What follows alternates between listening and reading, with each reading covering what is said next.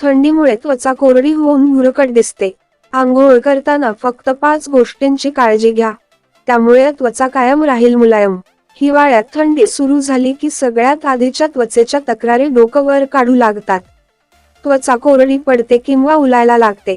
अशी कोरडी झालेली त्वचा मग थोडी जरी ताणली गेली तरी लगेच ती भुरकट, पांढरट दिसू लागते.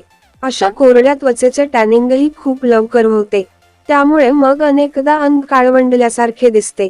असं होऊ नये म्हणून हिवाळ्यात आंघोळ करताना 5 गोष्टींची काळजी घेणं गरजेचं आहे. या काही साध्या सोप्या गोष्टी केल्या तर हिवाळ्यात त्वचा कोरडी पडणे, उलणे असा काहीही त्रास होणार नाही. शिवाय या गोष्टी करण्यासाठी तुम्हाला खूप वेळ देण्याचीही गरज नाही. 1. Moisturising body wash. हिवाळ्याच्या दिवसांत तुमचा साबण बदलणं खूप गरजेचं आहे, कारण या दिवसांत कोणताही हार्ड साबण लावू नये. सॉफ्ट सोप किंवा सॉफ्ट बॉडी वॉशचा वापर करावा.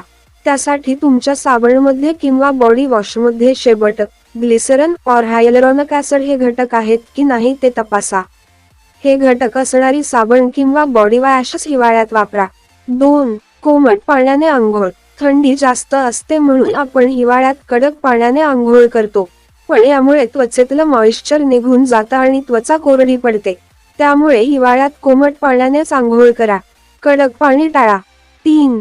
जास्त स्क्रब नको. काही जणी हातापायांना आठवड्यातून 2-3 वेळा स्क्रब करतात, पण हिवाळ्यात त्वचा नाजूक झालेली असल्याने वारंवार स्क्रबिंग टाळावे. आठवड्यातून एकदाच स्क्रब करावे. 4. अंग पुसण्याची योग्य पद्धत. काही जण खूप खरखरीत टॉवेलने खूप जोरात घासून अंग कोरडं करतात, पण ही पद्धत चुकीची आहे. हिवाळ्यात तर अशा पद्धतीने मुळीच अंग पुसू नये.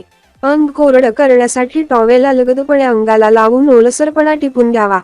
5. मॉइश्चरायझर. मॉइश्चरायझर तर आपण लावतोच, पण थंडीमध्ये आंघोळीनंतर अंग थोडं ओलसर असतानाच मॉइश्चरायझर लावावं. त्यामुळे त्वचा मुलायम राहण्यास मदत होते. तुम्हाला हा व्हिडिओ कसा वाटला ते कमेंट बॉक्समध्ये नक्की कळवा. धन्यवाद.